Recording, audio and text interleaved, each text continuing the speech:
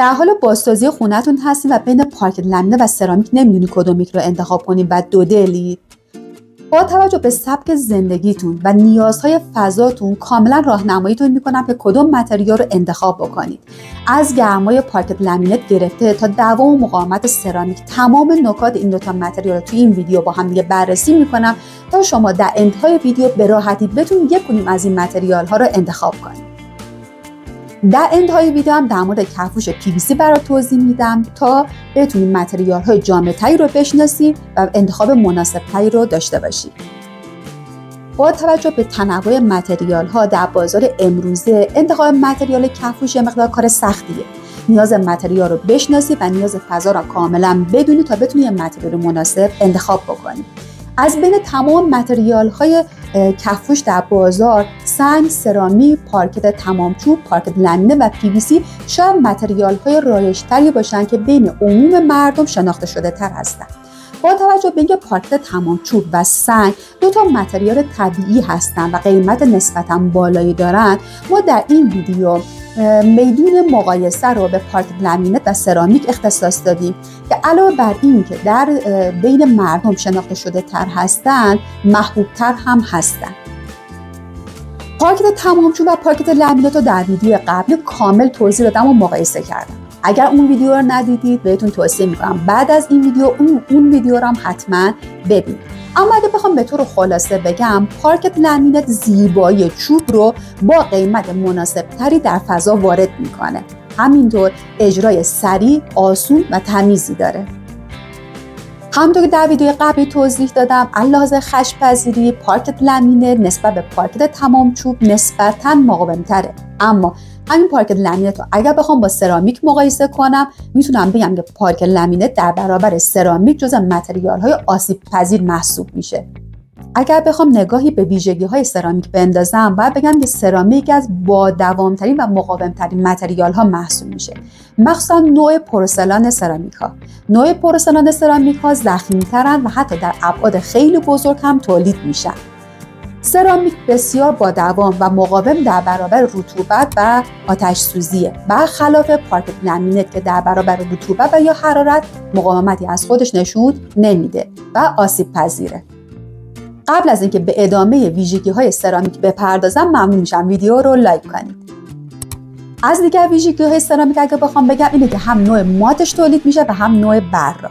علاوه تنوع طرح و رنگم هر دو متریال، چه سرامیک چه پارکت لامینت، به دلیل ساخته دست بشره از تنوع طرح و رنگ بسیار بالایی برخورداره. اما باز هم برگه برنده دست سرامیکه، به دلیل اینکه سرامیک حتی طرح چوب هم داره و به همین دلیل با هر سبک دکوراسیونی قابل سازگاریه. فقط نکته مهم، در زمانی که سرامیک طرح چوب میخواین انتخاب بکنید، باید حتما از برندهای معتبر انتخاب بکنید تا تاپ نداشته باشه و همینطور طرح چوب روی تایل ها کمتر تکرار شده باشه.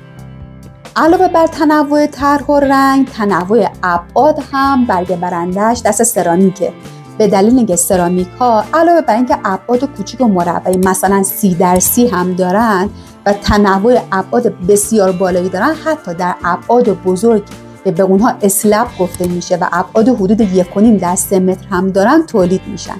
اما در پارکت لامینت ها ابعادها مشخص کشیده و در ابعاد حدود 15x120 یا 25x130 هستن.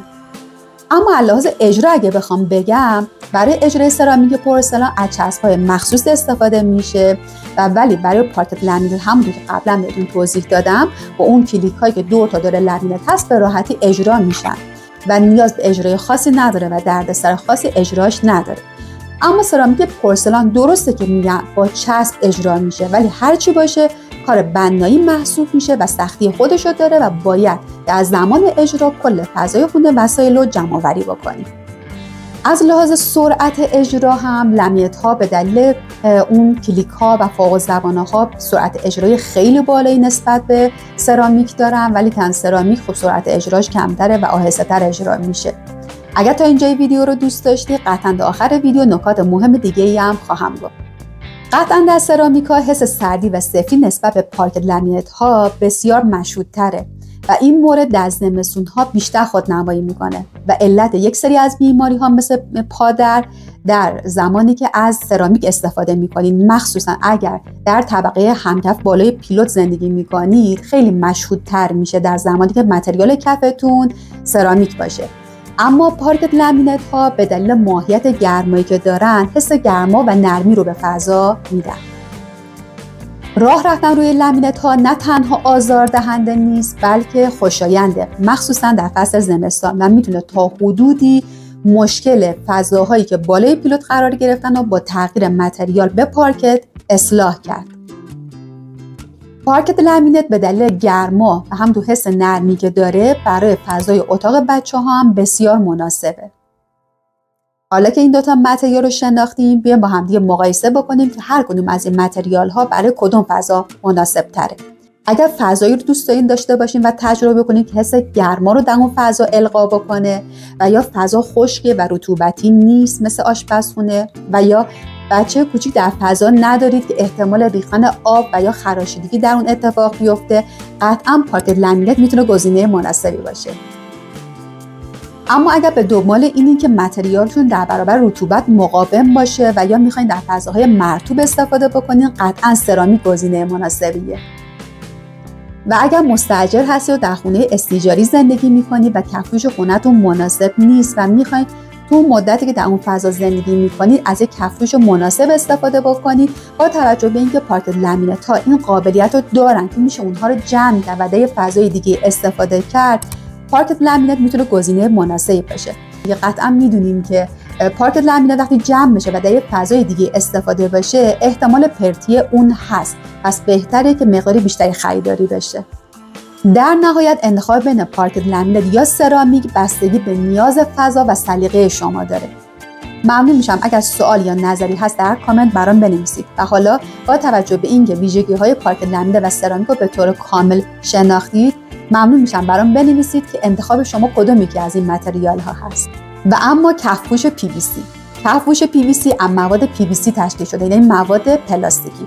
پس تا همینجا متوجه شدیم که این کفپوش از متریال طبیعی چوب یا فرآورده‌های چوبی تشکیل نشده و روی مغزی PVC روکش و لایه ضد خشک کشیده شده.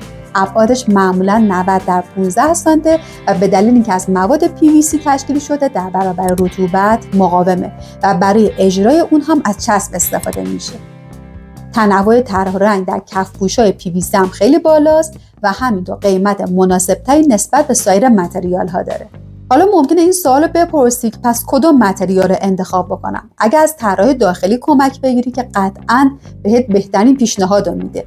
اما اگه خودت قصد داری که تغییر دکوراسیون بدی و کفپوش کفت رو عوض کنی، در مورد متریال قبلی که بهت توضیح دادم که بر اساس چه ویژگی و چه معیارهایی کدوم یک رو انتخاب بکنی. اما اگر هدفت اینه که در سریع‌ترین زمان ممکن و ارزان‌ترین حالت ممکن کفپوش کفت رو تغییر بدی، PVC میتونه گزینه مناسبی باشه. در ویدیو قبلی در مورد تفاوت پارکت تمام چوب و پارکت لامینت توضیح دادم. در این ویدیو در مورد لامینت و سرامیک صحبت کردیم.